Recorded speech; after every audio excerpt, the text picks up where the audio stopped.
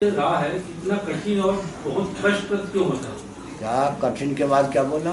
सच्चाई की जो राह है, जो रास्ते में चलने वाले, वो बहुत कठिन और बहुत कठिनाई और बहुत कष्टप्रद क्यों होता है? मतलब बैठिए बैठिए, सच्चाई का मार्ग तो तप का मार्ग है ना, भोग का मार्ग थोड़े है।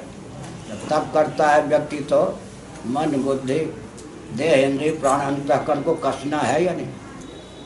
अब व्यायाम करते हैं तो उसमें शरीर कसा जाता है या नहीं। तप का मार्ग है, सच्चाई का मार्ग धर्म का मार्ग है, ईश्वर की प्राप्ति का मार्ग और कठिन है।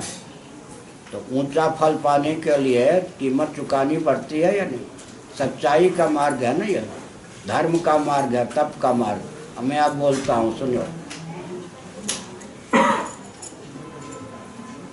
यज्ञ और दान कोई करेगा तो रुपये खर्च करने पड़ेंगे या नहीं। द्रव्य का रुपये का त्याग नहीं करेगा तो यज्ञ दान कर सकता है नहीं। व्रत करेगा तो भोग का त्याग करना पड़ेगा या नहीं। बिना निर्जल एकादशी का व्रत तो जल का भी त्याग करना पड़ेगा। अगर कोई व्रत करता है तो उसको भोग का त्याग करना पड़ता है या नहीं। और तप करता है तो सुख का त्याग करना पड़ता है या नहीं। और यज्ञ दान तप व्रत से रहित जीवन है तो किसी काम का जीवन है क्या। अच्छा, ब्रह्मचर्य का पालन करेगा तब कष्ट अधिक होगा या ब्रह्मचर्य का खंडन करेगा तब अधिक कष्ट होगा। ब्रह्मचर्य का खंडन करेगा बाद में जीवन भर होता रहेगा। ब्रह्मचर्य को ठीक से बिंदु की रक्षा करेगा तो बहुत संयम का परिचय देना पड़ेगा। इसलिए बहुत अच्छा लिखा है गीता में, परिणामे विस्मिव, परिणामे विस्मिव। विद्याध्ययन है, तप है, संयम है, सच्चाई के मार्ग पर चलना है। इसमें आरंभ में विष के समान है, अंत में अमृत के समान है। और सच्चाई के मार्ग को छोड़ना है, लूट करके धन कमाना है, ये सब आरंभ में यह अमृत के समान है, परिणाम में विष के समान है। और कुछ ऐसे हैं न आरंभ में न अंत में, मोहक ही मोहक है, कुछ मिलना नहीं है। तो धर्म का मार्ग वही है ना कि आरंभ में विष के समान हो, परिणाम में अमृत के समान हो। और पाप का मार्ग तो यही है कि आरंभ में अमृत के समान हो और बाद में विष के समान हो। दोनों में क्या, एक में आरंभ में विष के समान कष्ट है, एक में अंत में विष के समान कष्ट है।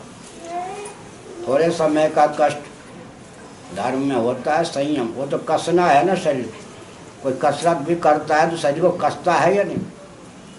तो संयम के द्वारा, सन्मार्ग के द्वारा, सच्चाई के द्वारा तो देह इंद्रिय प्राण अंतःकरण कसना पड़ता है। विशेषकर आजकल नेक कमाई से रहना। अगर चार्टर अकाउंटेंट सलाहकार ना हो तो मोदी जी की कृपा से केवल पेट भरने वाला व्यक्ति जेल पहुंच जाए। करोड़ों रुपए से खेलने वाला भी 4 चार्टर अकाउंटेंट को चटाता है तो अरबों से खेल सकता है। समझ गए ना। ऐसी अर्थनीति बनाई है कि बेचारा परिश्रम करके ईमानदारी से कमाने वाला भी, आश्रम चलाने वाला भी, अगर 4 चार्टर अकाउंटेंट मंत्रणा के लिए नहीं रखता है तो बाबा हो या बाबू जेल में जाएगा। करोड़ों रुपए के अंबानी आदि अरबों से खेलें तो वो सरकार को चलाएंगे। बड़ी विचित्र बात है, उनके पास 4 नहीं 14 चार्टर अकाउंटेंट, 40। और अगर एक सामान्य व्यक्ति भी 4 चार्टर अकाउंटेंट से परामर्श नहीं लेता तो जेल की हवा खाएगा। अवैध आमदनी, जिनके पास अवैध आमदनी की भरमार, वो तो राज्य करेंगे, और जो रोटी तक सीमित है वो जेल में जाएंगे। समझ गए। तो आजकल तो ऐसा ही है। इसीलिए क्या शरीर को कसना, सन्मार्ग पे बुरा न मानो, होली है। आगे कोई प्रश्न सुनिए। जो संयम से रहता है, लोगों की आस्था किस पर होती है? लोगों की आस्था किस पर होती है? अभी एक यहाँ यूँ घुमा फिरा कर हम बात कह रहे हैं अभी कोई जोशी मठ का कांड चला, समझ गए। इलाहाबाद हाई कोर्ट ने 3.5 महीने पहले कोई निर्णय दिया। अब 3-4 पक्ष मेरे पास आए, उन सबको मालूम था कि हम में से किसी को ही नहीं स्वीकार करेंगे, लेकिन सब आस्थापूर्वक आए या नहीं। उनको मालूम था मुझे सिद्धांत की बात ही कहनी है, उनको सिद्धांत की बात सुननी है, लेकिन सब आए। हमको लग रहा था इस बार प्रयाग जाएंगे तो बम वम न फेंके जाएं, हम डरते नहीं हैं।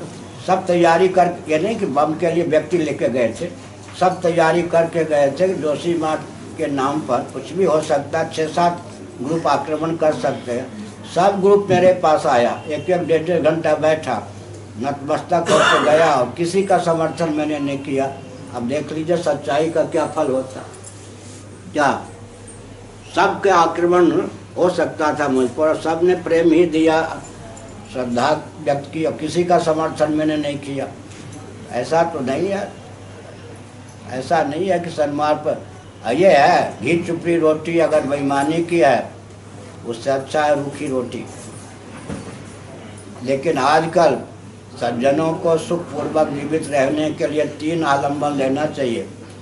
ऊपर ईश्वर का आलम्बन, बीच में धर्म का, नीचे संघ बल, संगठन। सज्जन भी 10 मिल के नहीं चलते हैं, मार दिए जाएंगे, चटनी कर दिए जाएंगे। समाज का स्तर इतना गिरा दिया है राजनीतिक दलों ने, आप लोगों को छोड़कर राजनेताओं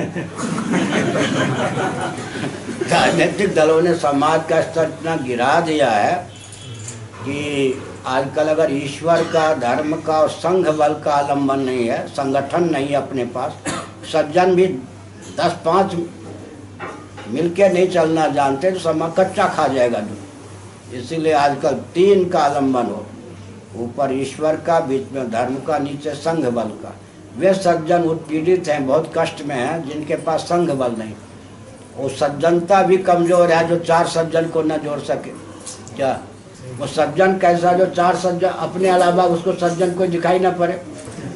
क्या वो सज्जन किया जो 4 व्यक्ति को जोड़ ना सके। इसलिए अगर समाज में ठीक ठाक आमदनी से जीवन यापन करने वाला व्यक्ति है तो सबसे पहले है कि 5-7 सज्जन मिल के चलें। और कोई प्रश्न? समय बहुत हो गया, फिर भी 1-2 प्रश्न।